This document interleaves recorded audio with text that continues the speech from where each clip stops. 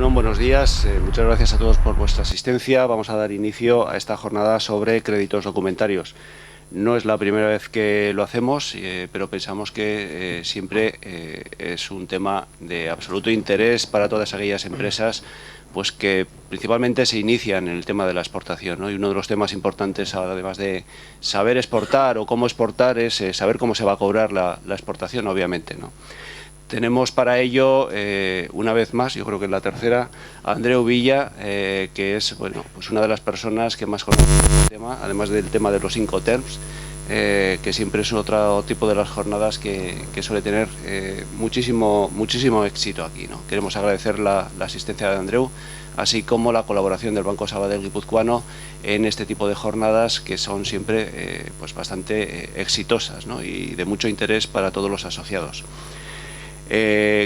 Simplemente deciros que este material y otra serie de materiales dirigidos a todo el tema de la exportación se encuentran en la web del Banco Sabadell, que se llama Exportar para Crecer. Tenéis material didáctico, vídeos y todo el que quiera repasar todos estos temas, desde luego es una web muy interesante para absolutamente todo el mundo, ¿no? También con el tema de los Incoterms, que suele tener siempre muchísimas dudas, cuál me aplico, me dejo de aplicar. Hay un calculador de Incoterms sencillo y desde luego muy útil, ¿no? Además, anunciaros que el próximo día 24 también vamos a hacer una jornada precisamente de Exportar para Crecer, que es una especie de grupo de trabajo en el que alrededor del Banco Sabadell pues se encuentran otra serie de agentes, como Garrigues, como CESCE, como Cofides, para ayudar un poco a resolver todos los problemas, todas las dudas que pueden existir en este tema, ¿no? Y pues vamos a hacer una jornada que se va a centrar en dos cuestiones, que va a ser seguridad contractual en las operaciones internacionales y en inversión exterior. Recibiréis dentro de poco la comunicación y os animo a asistir porque creo que va a ser una jornada muy interesante por la calidad de todos los ponentes. Y sin más, Andreu, daros paso al inicio de la jornada. Hola, buenos días. Buenos días a todos. Soy Egunon. La jornada, hoy vamos a hablar del crédito documentario, pero desde un punto de vista bastante práctico. Vamos a verlo desde el punto de vista de lo que se denomina, o se conoce como las prácticas bancarias internacionales estándar. Entonces, las prácticas bancarias internacionales estándar son las que un poco determinan la forma en que hay que entender las reglas para créditos documentarios. En el material que se les ha entregado tienen un resumen de estas prácticas bancarias internacionales estándar, que es esta publicación. Es una publicación que se denomina precisamente ISBP, International Standard Banking Practice. Creo que ahora ha salido recientemente la versión bilingüe, esta que tengo aquí es solo la versión inglés. Entonces, el documento que tienen ustedes es un resumen de estas prácticas bancarias, ¿no? Están resumidas todas las prácticas, o casi las más significativas, son más de 200 prácticas, más de 200 formas de interpretar las reglas, y las pueden descargar, como decía Pachi, en la web de Banco Sabadell o directamente en exportarparacrecer.es. .es, no .com, sino .es. Entonces, Exportar para Crecer, que es un grupo, es un clúster, es un programa en el que participan ocho compañías. Está Banco Sabadell, que es la que la lidera y la ha puesto, digamos, en marcha. Luego está seguro, CESCE, Cofides, Garrigues, estos son los tres. Cofides es para inversiones en el exterior, financiación de inversiones en el exterior, CESCE seguro de crédito, Garrigues aspectos legales. Luego tenemos una empresa dedicada al transporte, el transitario y logística, que es Arola. Luego tenemos una empresa formación en el ámbito del comercio exterior, como es ESADE. Luego además tenemos una agencia, una empresa dedicada a normalización estandarización, certificación, inspección, que es AENOR, y me falta uno que es y luego una de marketing y dijéramos ayuda o en lo que es el programa de internacionalización, que es AMEC, ¿no? Entonces estas 7 más Banco Sabadell constituyen el programa Exportar para Crecer. Bueno, dicho esto, vamos a entrar en materia, y si me permiten me levanto.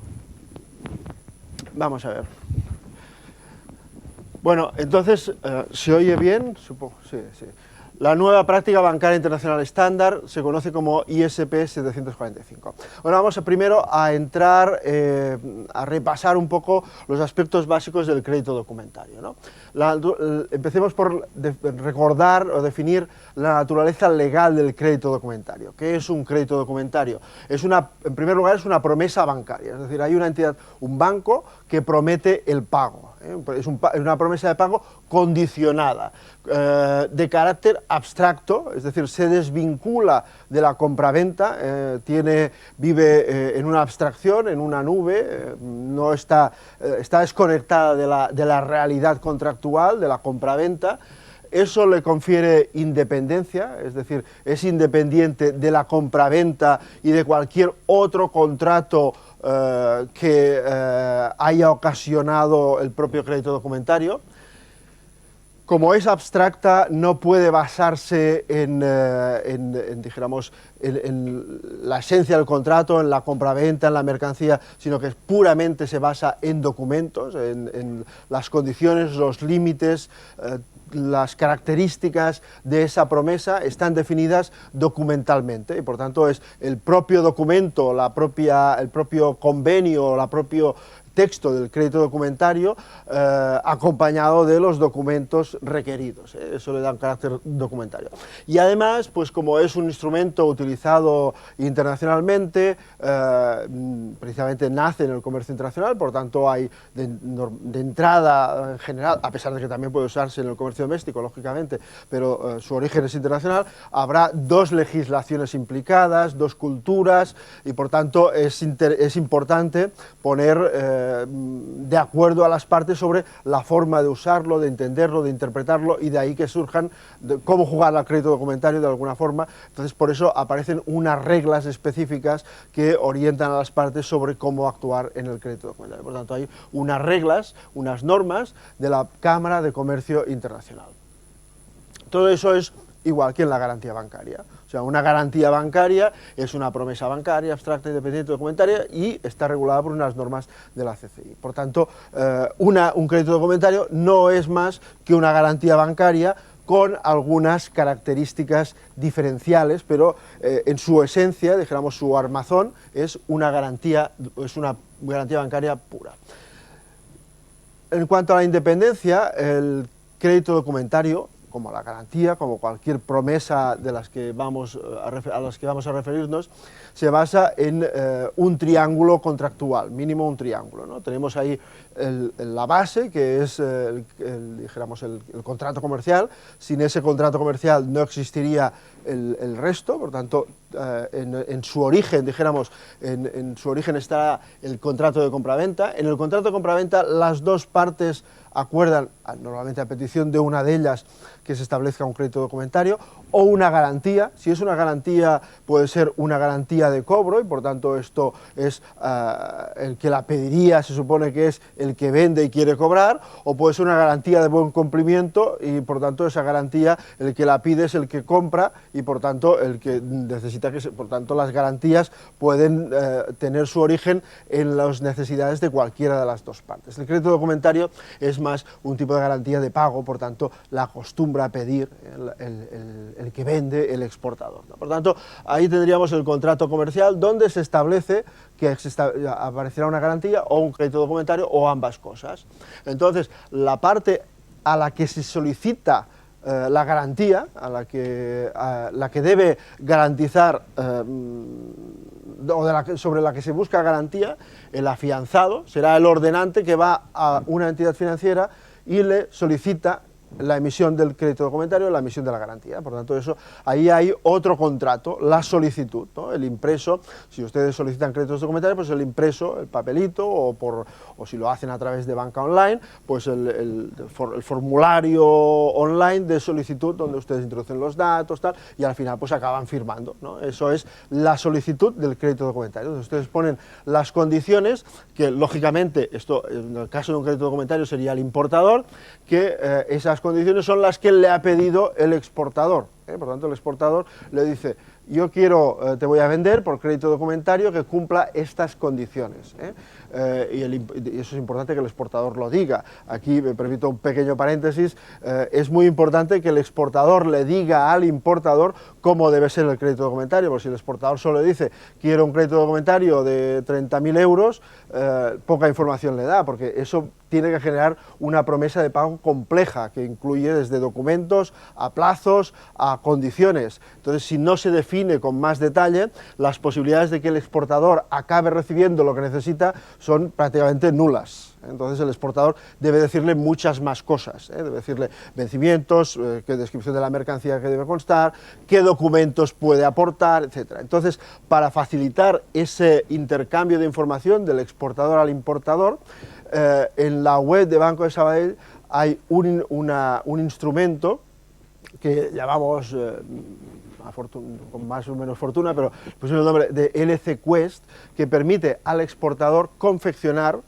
dijéramos, es como un pedido de crédito documentario, por decirlo de alguna forma. El exportador lo confecciona, ahí están los aspectos básicos que el exportador necesita determinar para que luego el crédito documentario sea el que él espera. Una vez está confeccionado, pues lo imprime en PDF, lo anexa a un correo y se lo envía al importador. Y entonces el importador recibe, no solo se le pide un crédito documentario, sino se le pide este crédito documentario. Además, eso le sirve al importador para que vaya a su banco con ese papel y dice: yo quiero este crédito documentario. Es más, ahí hay una portada donde se dice el exportador al importador y el importador a su banco: esto es lo que quiero, si esto no es lo que recibo y luego hay que modificarlo, tú serás responsable de la modificación y de los costes de esa modificación, porque no has hecho caso a lo que yo te pedía.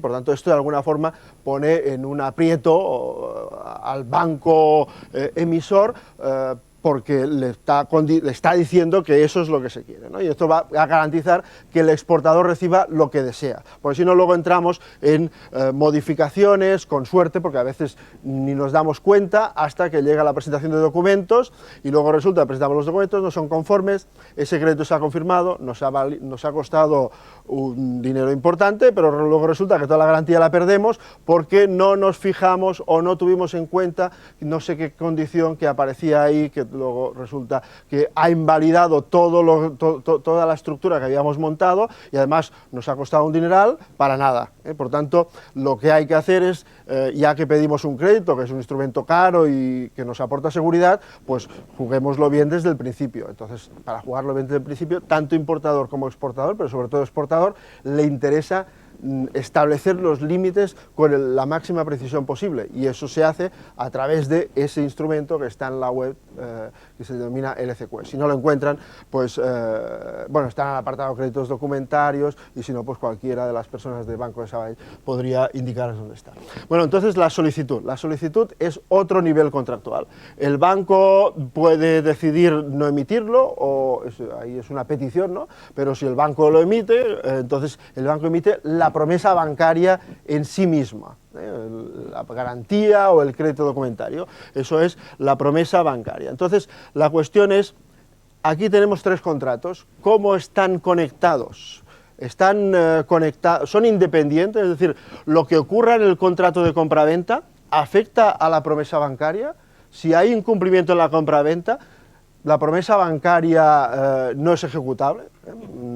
Eso sería que no hay independencia. Es decir, si para el beneficiario ejecutar la promesa bancaria y exigir al banco que pague tiene que demostrar que el ordenante, el importador, no le ha pagado, entonces ahí no hay una independencia, sino que esto es lo que se denomina, hay una accesoriedad, hay una conexión entre esos niveles contractuales. Naturalmente, eso al beneficiario de una promesa, sea una garantía o sea un crédito documentario, no le interesa, no le conviene, no le conviene, porque lo que quiere es poder, precisamente lo que está buscando es una garantía frente a su contraparte, al importador en un crédito documentario, o podría ser al vendedor también en una garantía de buen cumplimiento, ¿no? Por tanto, el beneficiario lo que quiere es que esa promesa sea independiente, poderla ejecutar sin tener que demostrar que ha habido incumplimiento y a qué nivel de incumplimiento. Claro, es decir, tengo que demostrar que ha habido incumplimiento, pero el otro le ha entregado una mercancía, pero esa mercancía realmente no vale nada o vale algo. Entonces, si vale algo, no puedo ejecutar todo, tengo que ejecutar lo que he perdido, entonces tengo que demostrar cuánto no vale, cuánto me han dejado de entregar, y para demostrar eso, pues igual, bueno, al final igual necesito algún tipo de sentencia judicial casi en el contrato de compraventa para ejecutarlo. Esto es una locura, ¿no? Entonces, lo que ahí se busca es la independencia absoluta. Por tanto, la independencia es lo más importante.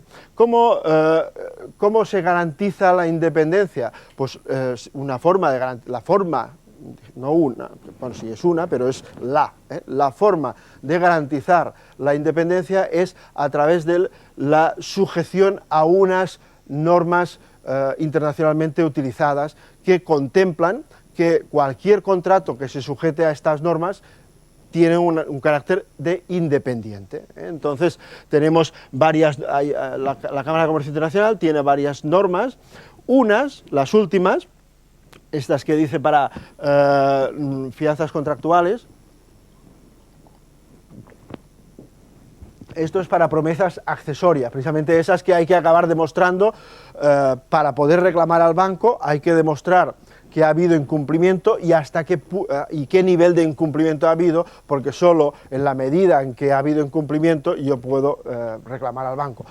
Esas no las vamos a mencionar porque de hecho no se utilizan o no se utilizan prácticamente. De hecho está más relacionado con el mundo del seguro, ¿no? El mundo del seguro sí que si yo tengo un accidente con el coche, pues viene un perito, no me pagan un coche nuevo de entrada, sino que hay que peritarlo, ¿no? Hay que peritar, ver lo que pasa, entonces ahí hay, dijéramos, una indemnización de acuerdo con el siniestro, y esto serían las garantías accesorias. Las independientes es que no es eso, es primero se paga y luego hablamos. Esa es la idea, ¿no? O sea, primero me pagan y luego, si resulta que yo no he obtenido el dinero indebidamente, pues luego hay que devolverlo, ¿eh? Como una garantía independiente es, yo ejecuto la garantía, es primero cobro y luego discutimos quién tiene razón. En cambio, en la vida normal, si no hay garantía, es primero discutimos quién tiene razón y luego veremos si se paga o no se paga. Aquí es al revés, aquí es primero se paga y luego se discute. No, primero se discute y luego se paga. Eso es lo que se busca con la independencia, ¿no? Las promesas independientes son de tres tipos, ¿no? Unas para garantías, luego veremos, distinguiremos un poco entre estas tres, ¿no? Otra para stand-bys y otra para créditos documentarios. Cualquiera de estas tiene un artículo, son un conjunto de artículos, y siempre hay uno, por el principio, que confiere independencia al contrato, a la garantía o al crédito documentario. Por ejemplo, en las reglas, un crédito documentario se sujeta a las UCP.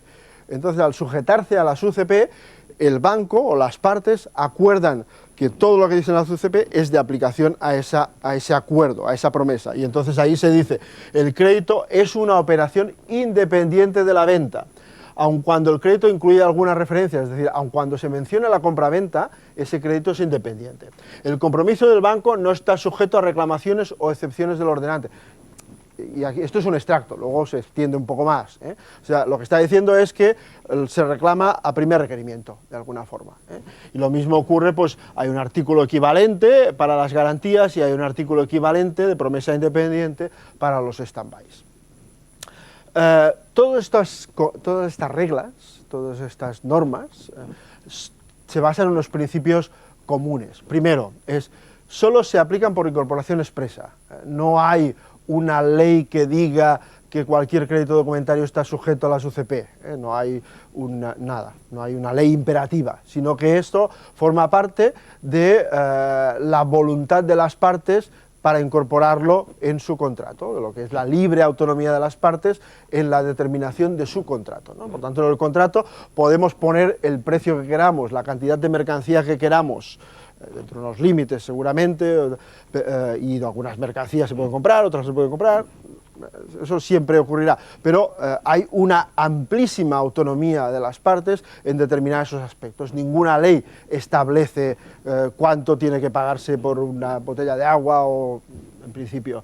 Por tanto, eso es lo aplicable también a las UCP. Las reglas para créditos documentarios forman parte de esa libertad de las partes, en este caso de la entidad, del banco que promete el pago, pero debe incorporarlo expresamente. Si no se menciona expresamente, luego no es reclamable. No podemos decir, no, es que el artículo 4, no, el artículo 4 solo está en la medida en que el contrato, el crédito documentario, incorpora el conjunto de las reglas. Primera condición. Segundo es, tratan de lo que las partes quieren, no pueden entrar en lo que las leyes, la norma imperativa establezca. Por ejemplo, hemos dicho, ¿se puede comprar lo que se quiera? Bueno, no, lo que se quiera no. Hay mercancías que no se pueden comprar, drogas, no se pueden comprar personas, no se pueden comprar armas, no se pueden comprar especies protegidas, por tanto, hay unos límites, ¿no? Y eso las partes no pueden traspasarlo. Pues lo mismo ocurre en el caso de estas normas. Por ejemplo, el fraude.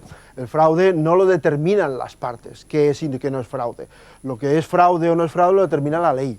Yo no puedo decir, no, es que yo te había pedido camisetas rojas y me las has traído verdes, eso es un fraude. No, eso no es un fraude.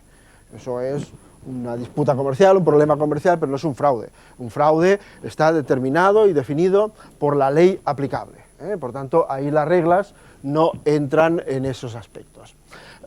Y las partes, como son normas que se incorporan expresamente, lo que hacen es aportan, dijéramos, el común denominador y pueden adaptarse. Hay algunas adaptaciones que son muy claras, otras pues que no son tan claras. Por ejemplo, hay un aspecto que luego veremos un momento, que es pues cuando se embarca, las reglas dicen que los documentos no pueden presentarse más tarde de los 21 días a contar desde el día de embarque.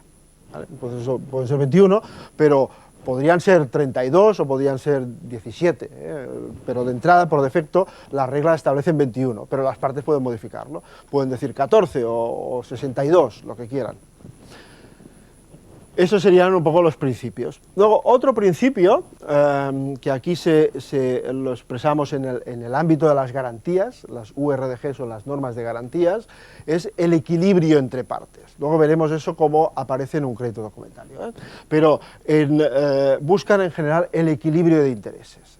Hemos dicho que esto lo pide una de las partes. Por tanto, la parte que lo pide busca que, en este caso, aquel a quien se lo ha pedido, que es el que va a ordenarlo, renuncie a oponerse a la ejecución. Es eso de primero se paga y luego discutimos, ¿vale? Por tanto, eso es lo que se busca. Pero como contrapartida, la parte que pide la garantía se compromete a indicar la causa de ejecución. Es decir, yo soy en una garantía, ¿no? Tengo una garantía a mi favor. Cualquiera de ustedes es el ordenante. Por tanto, ustedes renuncian a oponerse cuando yo ejecute. Por tanto, ejecuto y se me paga. Luego discutiremos si yo tenía derecho o no, si ahí ha habido entrega o no ha habido entrega de acuerdo con el contrato. Todo eso, la discusión viene a posteriori. Pero de entrada yo ejecuto. Ahora bien, yo tengo que indicar la causa. Ahí es donde, al indicarla, no puedo ejecutar y decir que se me pague y ya está, sino que se me pague porque no me han entregado la mercancía, por ejemplo. Entonces, ya hay una causa definida que establece luego, en el ámbito de la discusión a posteriori, si ha habido o no entrega. Es decir, ya hay algo, una razón por la que yo ejecuto y luego sobre la que vamos a discutir si esa ejecución era o no debida. Por tanto, hay un cierto equilibrio. En el crédito documentario ese equilibrio puede ser bastante complejo. Hemos hablado, por tanto, de créditos, garantías, stand-by, hemos hablado de diferentes, hemos utilizado estas tres expresiones. Todas son garantías, todas tienen en común esa garantía independiente, esa promesa de pago. ¿Qué diferencia hay entre el crédito y los otros? Es que mientras una garantía de pago, si yo soy el vendedor y quiero una garantía de pago, entonces la garantía de pago es precisamente, me garantiza que puedo reclamar a quien promete en caso de que no reciba el pago. Por tanto, yo espero recibir el pago, espero que ustedes me hagan la transferencia, por ejemplo.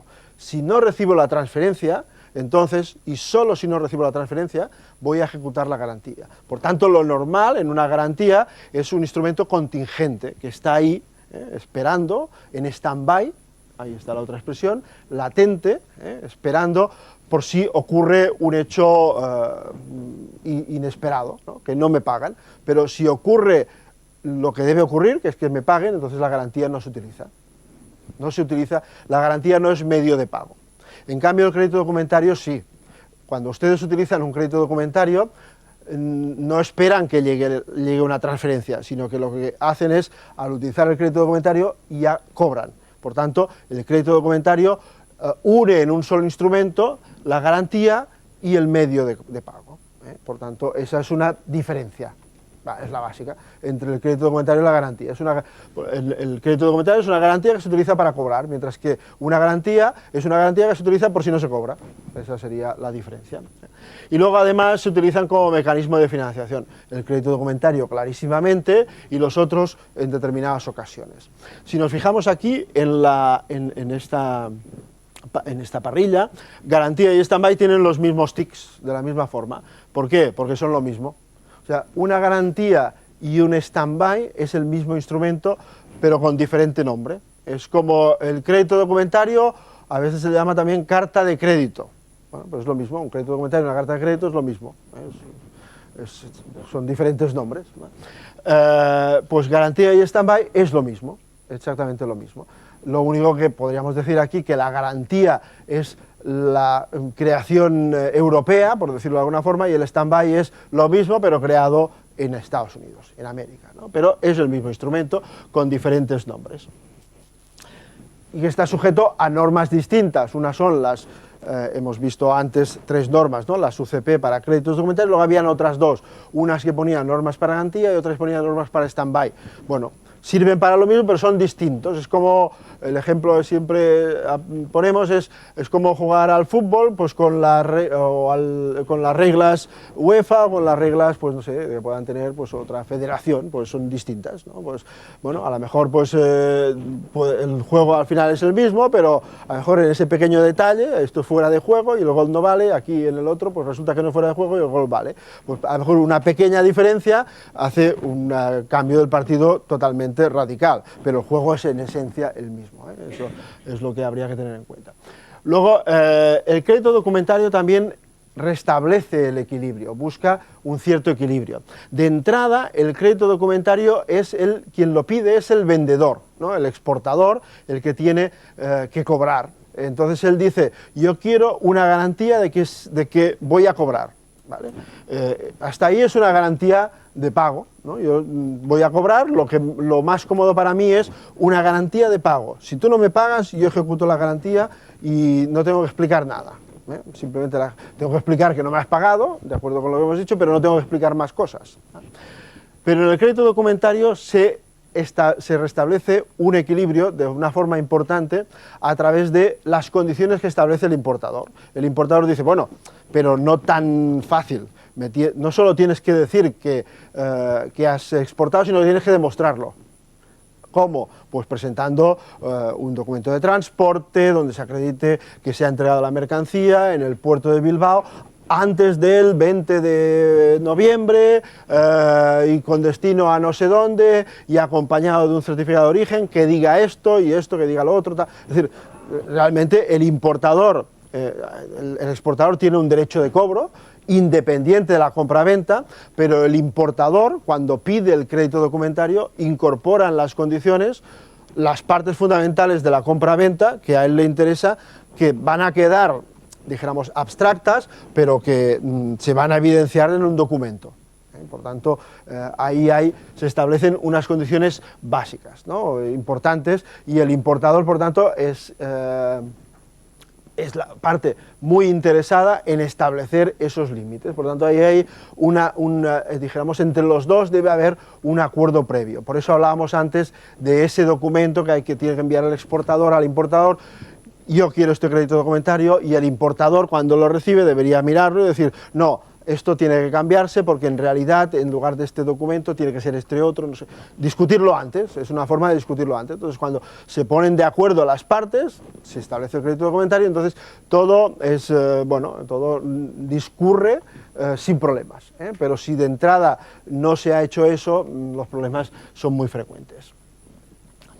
¿Cómo garantizamos esa independencia? Pues bueno, la independencia o la sujeción a las normas en general se establece, hemos dicho, por sujeción expresa.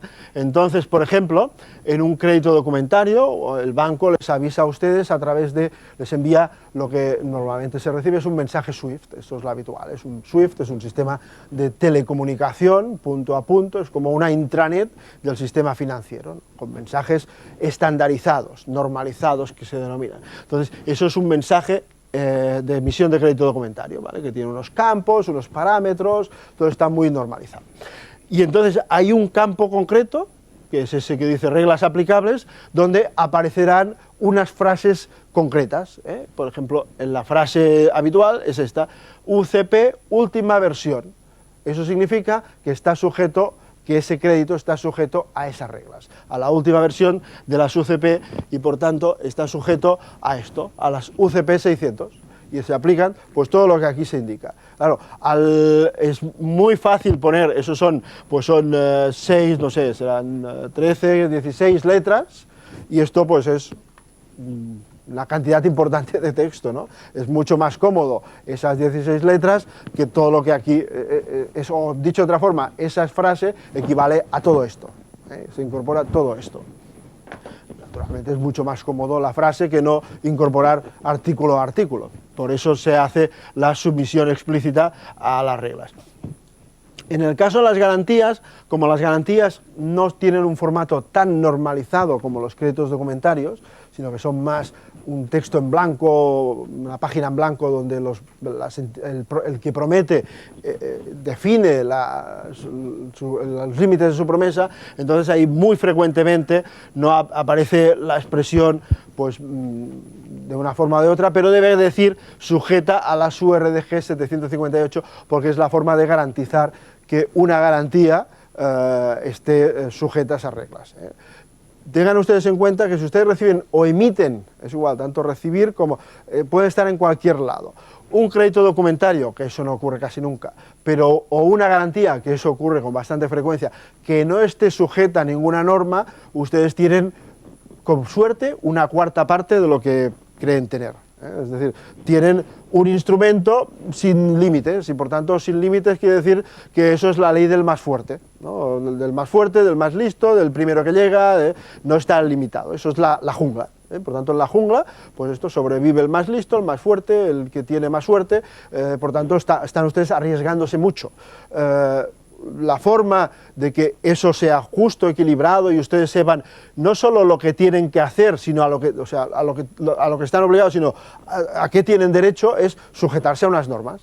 Volviendo al símil futbolístico, es como jugar a fútbol sin reglas, ¿no? Entonces ahí ponen 3 porteros y salen 17 jugadores, y tú dices, pero yo juego con 11, pues aquí jugamos con 17, y si no te gusta, pues se acabó.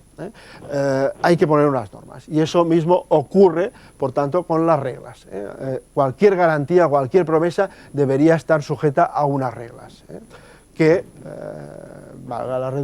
dijéramos, también conviene recordar que eso, sujeta a unas reglas, toda está sujeta siempre hay una ley aplicable, son dos cosas distintas. O sea, un contrato de compra-venta tiene unas normas, las del contrato, y luego hay una ley aplicable. O sea, la ley del país del comprador, del vendedor, depende de lo que se establezca. Pues lo mismo ocurre aquí, o sea, un crédito documentario hay unas normas entre las partes, o una garantía hay unas normas entre las partes de cómo se juega, pero luego hay la ley del país donde se hace el partido, ¿no? Entonces, pueden las normas decir lo que quieran, que no puede asesinarse al portero para hacer un gol, porque eso lo prohíbe la ley del país. Por tanto, hay una ley aplicable siempre, ¿eh? Lo que a veces esas reglas nos permiten determinar es, de forma simple, cuál es la ley aplicable, porque a veces no está tan claro cuál sería la ley aplicable, y ahí podemos perder media guerra intentando saber si esa garantía está sujeta a ley española o está sujeta a ley de Tailandia. Y entonces eso, ahí nos desfondamos, porque eso no ha quedado claro. En cambio, al sujetarlo a las reglas sí que está claro qué ley es aplicable. Bueno, dicho esto, las reglas para créditos documentarios las publica la Cámara de Comercio Internacional, que se funda en 1919, y publica la primera versión de estas reglas en el año 33, por tanto ya hace de esto 80 años. 80 años la primera versión de las reglas. Han habido diferentes versiones y la última es la que se denomina las UCP 600, que tiene 6 años de vigencia. Esas son las reglas que determinan lo que es, cómo debe aplicarse, utilizarse el crédito documentario. Pero además, como esas reglas son genéricas y son comunes, ese común denominador, siempre ocurre, como con cualquier norma, que cuando la confrontamos con un caso concreto, pues a lo mejor hay esto, ¿y cómo hay que leer esto? ¿Cómo se interpreta? ¿Cómo, lo que en leyes sería la jurisprudencia? Pues aquí ocurre lo mismo, ¿no? Entonces, ¿cómo, por ejemplo, se habla del cumplimiento estricto, ¿no?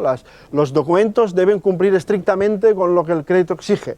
Entonces, el cumplimiento estricto abarca pues un error tipográfico, por ejemplo, o el cumplimiento estricto abarca, pues, si una frase tiene que estar entre paréntesis, que no esté en paréntesis, sino que esté entre comas. ¿Hasta dónde llega el cumplimiento estricto? Entonces, todo esto, claro, las reglas no pueden entrar ese detalle, porque eso está muy relacionado con cada caso, ¿no? Con cada caso. Entonces, a partir de ahí, lo que hace la Cámara de Comercio Internacional, a través de la Comisión Bancaria, los casos que pueden ser dudosos, se presentan y 2 veces al año se dan opiniones. Se dice, pues no, el paréntesis no es necesario, o sí, o lo que sea, para cada caso. Entonces, estas opiniones, que son centenares, son lo que conforman las prácticas bancarias estándar y que se publican cuando son muchísimas, cuando son aquellas más frecuentes, se han acabado publicando. Y por tanto, aquí nos explica pues qué hacer pues con esto, con qué significa país de exportación, qué pasa con un cálculo mal hecho, matemático, qué idioma es el de los documentos. Muchos aspectos que no están en las propias reglas se definen estas prácticas. Y estas prácticas son las que hoy vamos a comentar, que no son la norma, pero lógicamente no pueden estar en contra de la norma, porque son la interpretación de la norma, cómo entender la norma en un entorno concreto. Por tanto, lógicamente, no están en contradicción con la norma, ni con las UCP en ningún caso, sino que son, el ejemplo es, pues para leer las reglas, pues hay que ponerse unas gafas especiales, que son estas normas. Las normas para leer las reglas son las prácticas bancarias, y eso es lo que vamos a ir viendo. Bueno, el crédito documentario se define en las reglas para crédito. El crédito se define como cualquier acuerdo, o un acuerdo que puede tener cualquier nombre, por lo tanto se puede llamar crédito documentario, se puede llamar carta de crédito, se puede llamar garantía, se puede llamar como quieran ustedes, que signifique un compromiso firme del banco para pagar para honrar, luego veremos esto, para pagar contra una presentación conforme. Por tanto, hay un primer aspecto que es de ese compromiso, que es, ese compromiso es condicionado, y la condición es que se presenten unos documentos conformes. ¿Qué es presentación conforme? Bueno, las reglas, estamos todavía en el ámbito de las reglas, de las UCP, de la base, por decirlo de alguna forma, nos definen presentación conforme como aquella que está de acuerdo con la regla, bueno, en primer lugar, digamos, por orden, ¿no?, de prevalencia, por decirlo. En primer lugar, lo que diga el crédito.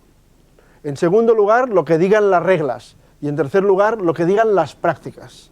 Por tanto, los tres aspectos hay que tenerlos en cuenta, por este orden, porque la regla puede decir una cosa, pero el crédito dice otra. Lo que decíamos antes, las reglas hablan de 21 días y el crédito dice 14. Bueno, pues lo que prima es como si hay un semáforo en rojo, pero hay un guardia urbano haciendo pasar, ¿quién manda ahí? Pues el guardia, hay una prioridad de señales. Pues aquí es lo mismo, la primera señal es lo que dice el propio crédito.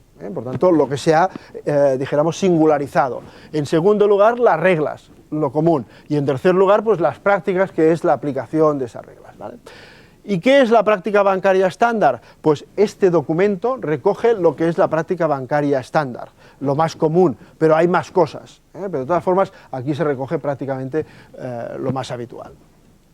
Bueno, vamos a ver ahora ya esas prácticas.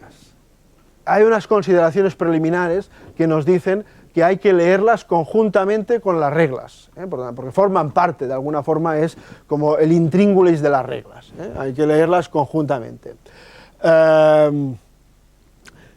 Nos dice también, aquí dijimos en las consideraciones preliminares, nos dice que las partes, cuando deciden actuar con un crédito documentario y al acordar las condiciones al acordar las condiciones de venta, o sea, cuando hacen el contrato de compraventa, deben ser conscientes, y son ellas las que deben ser conscientes, es decir, comprador y vendedor, cómo eso debe traducirse en el crédito documentario. Y por tanto, son ellos los que deben traducirlo al crédito documentario. Por tanto, si hay una determinada condición en la compraventa, son las partes las que son responsables de decirle al banco que eso debe aparecer de alguna forma o de otra. Luego ya veremos entre el banco y el cliente cómo lo hacemos, pero cómo eso debe aparecer en el crédito documentario, porque si no se dice nada, evidentemente el banco no tiene información infusa y no va a saber que eso era una condición básica en la compraventa y luego el crédito documentario no va a incorporar nada de esa condición. Por tanto,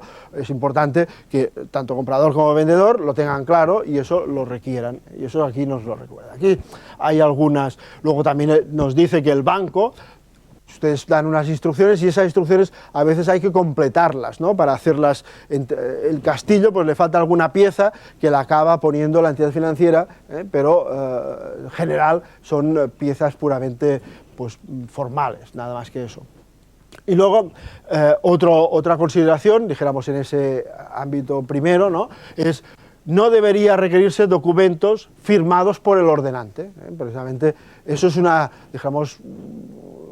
característica, ¿no? Si yo pido un crédito documentario, soy el exportador, para protegerme, dijéramos, de la capacidad de pago del importador, para abstraerme de su capacidad de pago, y luego resulta que una de las condiciones es que el importador me firme algo, entonces no me estoy abstrayendo de nada. Para eso mejor no utilizar el crédito documentario, porque si el crédito documentario ese que se quiere abstraer del importador necesita al importador para cobrar, pues dijéramos, no he cerrado bien el círculo, se me escapa por ahí todo. Por tanto, eso es lo que se dice, no debería.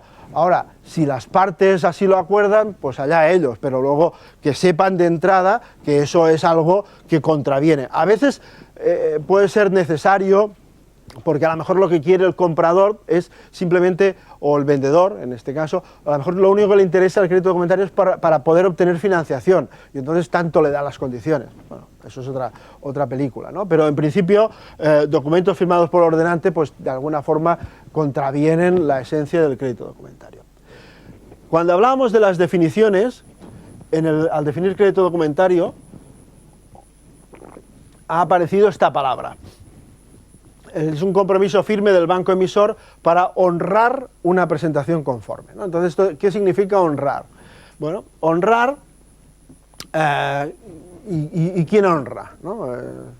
Bueno, veamos primero cómo un crédito documentario es una promesa de pago, pero esa promesa de pago puede tener diferentes formas. Una promesa de entrada puede que sea un contrato a la vista, entonces una promesa de pago al momento, instantánea, a la vista. O puede ser que sea una promesa de pago, pero no al momento, sino a los 90 días de la factura, por ejemplo. Por tanto, ya tenemos ahí dos tipos de consecuencias de la utilización de un crédito documentario. En un crédito pagadero a la vista, cuando yo presento los documentos al banco que promete que voy a obtener el pago, ¿no? O sea, si él ha prometido el pago a la vista, yo le doy los documentos, son conformes, él me paga. Ahora, si es un pago 90 días factura, no me va a pagar, sino que lo que me va a entregar es una promesa de pago. Entonces, son dos cosas distintas, ¿no? Una es me voy con el dinero y otra es me voy con una promesa. Por tanto, son dos formas de obtener, dijéramos, la obligación bancaria una vez hemos presentado los documentos conformes. Pero también hay otra posibilidad, es me voy con la promesa del banco o me voy con la promesa escrita del banco. No solo escrita, sino escrita en un documento mercantil, aceptando un efecto. Se acepta, es decir, el banco me puede decir, el banco que promete el pago, supongamos, el banco confirmador. El banco confirmador, si ustedes son el exportador, el banco que ha confirmado. El banco en San Sebastián, Sabadell y Guipuzcoano, ha confirmado ese crédito. Ustedes presentan los documentos. Si es a la vista, ustedes se llevan el dinero. Si es pago aplazado, ustedes se pueden llevar la promesa de pago, o se pueden llevar esa promesa de pago expresada en un documento mercantil, es decir, una letra aceptada por Banco Sabadell y Guipuzcoano. ¿Qué diferencias hay entre el uno y el otro? Pues si ustedes tienen una letra, esa letra la pueden utilizar, vender, llevar a otro banco, lo que sea. Eso tiene esas ventajas, que hoy en día son relativas, porque sin letra también puedo ir a otro banco y que me anticipe el dinero del primero, o sea, esto se llama forfeiting, no hay problema, no hace falta la letra, ¿vale? Pero tiene un inconveniente, que es la letra lleva timbres, eso es un impuesto, un 3 por 1000, en cambio en la promesa sin letra no hay timbres. Entonces, bueno, son dos formas distintas, una es la promesa en documento mercantil, la otra es la promesa, dijéramos, contractual, de alguna forma. Y luego hay otro cuarto tipo, que es lo que se denomina por negociación, disponible por negociación. Entonces eso es un descuento. Eso significa que ustedes presentan los documentos al banco y el banco les puede dar, si ustedes quieren, eso anticipado, el valor actualizado de ese, si eso es pagadero a 90 días, pues el banco les da los 100.000 euros menos 90 días de intereses. Eso es un descuento, ¿no? Ustedes llevan un documento y lo descuentan. Esto es la negociación. Se puede descontar los anteriores, pero la negociación es una tradición. De hecho, los créditos documentarios en sus orígenes es de la Edad Media. En la Edad Media todo lo demás no existía SWIFT, entonces todo se basaba en el descuento, ¿no? Y entonces la negociación de documentos era lo fundamental. Pero hoy en día con los dos primeros tipos pasamos. Pago, o sea, si es a la vista o es al contado. Lo demás lo podemos olvidar. Pero bueno, existen los cuatro. Por ejemplo, en Bangladesh, pues les encanta la negociación. Entonces, todos los créditos los emiten, los quieren por negociación. Bueno, pues allá ellos. No es recomendable. Lo mejor es, no es recomendable. Lo mejor es para nuestro entorno, pago a la vista y pago diferido es lo más habitual. Bueno, en cualquier caso, hay 4 tipos de disponibilidad, ¿no? Entonces, cuando las reglas hablan de, hemos dicho en el apartado anterior, se ha ido muy...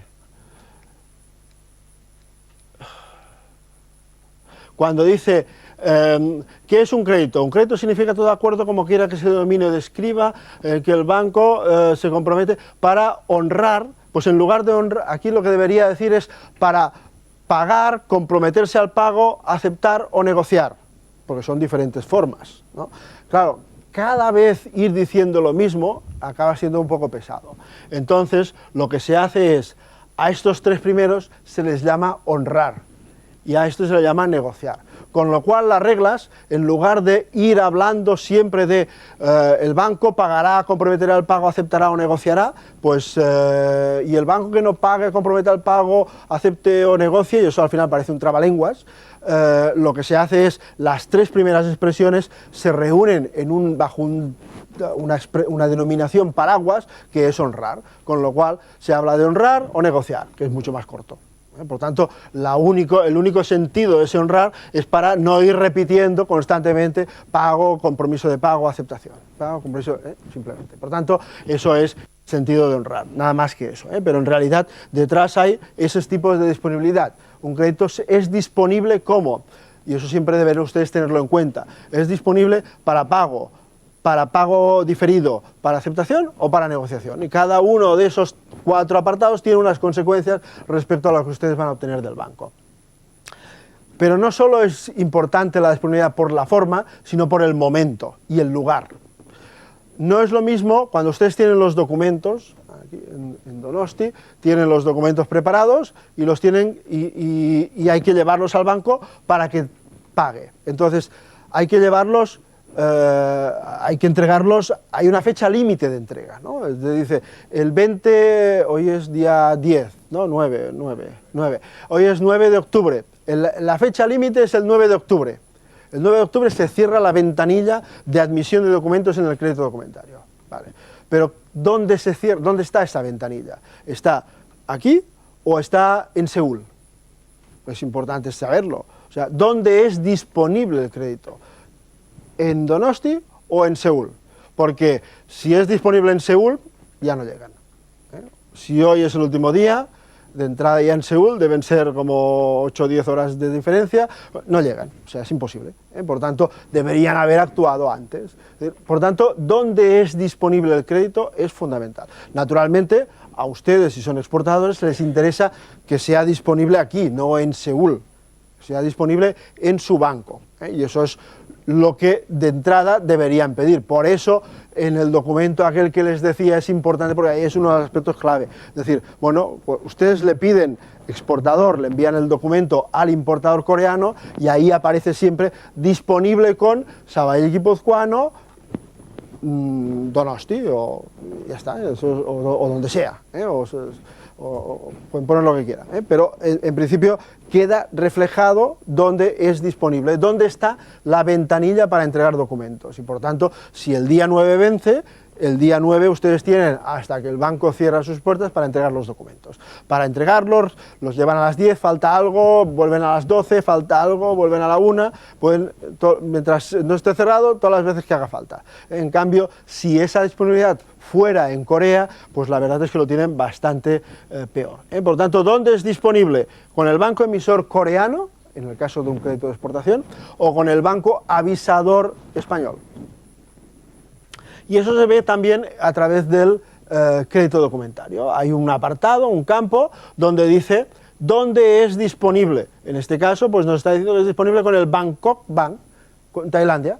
Por tanto, si eso es una exportación, pues los documentos tienen que estar el día que toque, como mucho, en Tailandia. ¿Cómo es disponible? Para pago diferido.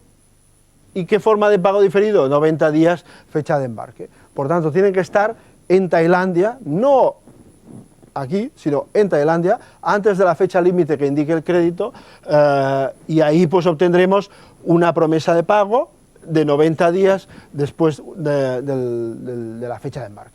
Por tanto, eso es lo que habría que siempre vigilar en el crédito documentario, que no fuera disponible en Tailandia. Entonces, ese banco, un aspecto que es importante tener en cuenta es, el banco nos va a pagar, prometer el pago, aceptar o negociar, vamos a decir, el banco que va a honrar o negociar, ¿está obligado a hacerlo o no? Es decir, ¿es disponible? Continuemos con... Ahora hemos conseguido que sea disponible con Sabail Guipuzcoano aquí, en Donosti. Bueno, pues es disponible con Sabail Guipuzcoano. Cuando entregamos los documentos, ¿Sabail Guipuzcoano está obligado a pagarnos? Bueno, si ha confirmado, está obligado a pagarnos. Si no ha confirmado, puede pagarnos. No está obligado. Entonces dependerá, pues, si resulta que ese crédito es, pongamos, de Siria, ¿no? Bueno, dejemos este ejemplo. Vamos a un ejemplo menos dramático. De Bangladesh, es un crédito de Bangladesh, ¿vale? Y resulta que el banco ha confirmado y luego el banco de Bangladesh, pues, no sé, se hunde o desaparece, pues eso no es problema de ustedes, es problema del Sabail Guipuzcoano que ha confirmado, porque él está obligado a pagar, para eso ha confirmado. Confirmado es añadir una promesa propia que se suma a la promesa del banco emisor, ¿vale? Pero si resulta que no ha confirmado, Banco de Sabadell tiene la capacidad, la potestad, está autorizado por el Banco de Bangladesh a pagar. Y entonces cuando ustedes presenten los documentos, el banco decidirá si paga o no paga. Pues si Bangladesh, si hay muy buena relación con ese banco y no sé qué, pues probablemente pague. Pero si resulta que ese banco pues no tiene dinero en la cuenta, en nuestra cuenta, o ese banco pues han llegado noticias de que está en una situación financiera muy difícil y que probablemente va a ser intervenido y no sé qué, pues probablemente pues dirán, pues no podemos, no, en este caso no vamos a pagar. Por tanto, es importante tener en cuenta que el banco donde el crédito se ha hecho disponible, si es confirmador o emisor, está obligado, pero si no ha confirmado es una potestad, que en muchas ocasiones pagará o prometerá el pago igualmente, sin problemas, pero no existe esa obligación. Bueno, la confirmación es lo que decíamos antes, es una promesa del banco que la añade y que se añade a la del emisor para honrar una presentación conforme, es decir, es como si él hubiera emitido el crédito en primera instancia. Bueno. Vamos a ver ahora, esto es un poco para situarnos respecto al contexto de créditos documentarios, de obligaciones de las partes, y ahora vamos a ver casos prácticos, uno a uno. ¿Cómo se valida una corrección en un documento? ¿Qué les parece? O sea, ustedes traen una factura y llegan al banco con una factura y resulta que, por ejemplo, pues el peso bruto no coincide. Y el empleado, el especialista de Banco Sabadell le dice, no, aquí pone 20.000 kilos de peso bruto en el packing list y en la factura pone 20.100. Eso no coincide. ¿Cómo lo podemos corregir eso? Dice, pues me da un boli, lo tacha y ponen 20.100 y ya está. ¿Qué les parece? Eso es... A ver, ¿quién ha hecho ese documento? Se supone que es la factura, la han hecho ustedes, ¿no? Por tanto, si ustedes traen la factura y hay algo mal, pues ustedes, si la llevan a casa, la van a modificar ustedes en casa. ¿Por qué no la pueden modificar in situ? Con el boli. Pues sí, ustedes han hecho esa factura, por tanto, modificarla y entregarla es, dijéramos, es la forma de validarla. ¿Tienen que firmarla, esa validación?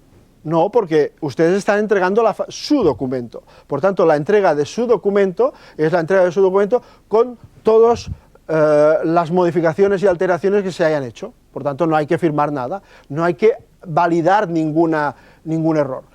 Lo cual no quiere decir que no quede feo, ahí todo tachado y para arriba y para abajo, pero en principio es su documento.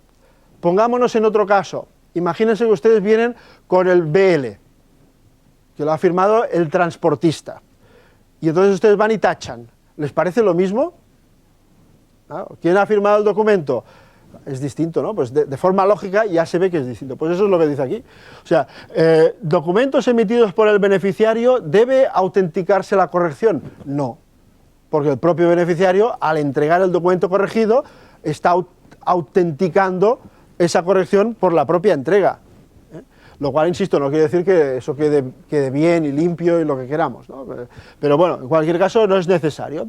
Emitidos por un tercero, emisor, entonces, ¿quién debe validar la corrección? Pues el que la ha emitido, el transportista, la Cámara de Comercio, quien sea, que haya emitido la agencia de inspección, quien sea que lo haya emitido, es el que debe, ahí sí que debe validarse, debe validarse con firma, debe autenticándolo, diciendo pues la corrección y luego decir quién lo ha corregido, pues si es, yo qué sé, un certificado de inspección de AENOR y está firmado por AENOR y hay que rectificar algo, pues ese algo rectificado pondrá ahí simplemente pues poniendo al lado el sello de AENOR, eso es la validación, ¿no? O sea, queda claro que es AENOR quien ha modificado ese documento. Si además este documento estuviera legalizado, es decir, el certificado de inspección estuviera legalizado por el consulado de Arabia Saudita en, no sé, en Bayona, si es que existiera, pues ese mismo consulado debe validar esa modificación en cuanto ha legalizado ese documento y se puede haber modificado a posteriori. Por tanto, hay unas pautas que son lógicas, ¿no? Son lógicas. ¿Qué pasa con una copia?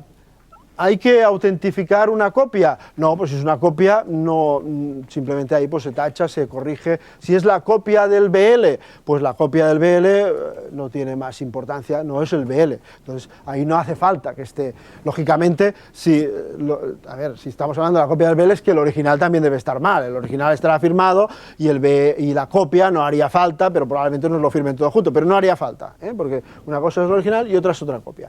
Y luego también nos dice que el hecho de que tenga diferentes tipografías no es una corrección, o sea, que tenga un dato, por ejemplo, a mano, no es una corrección.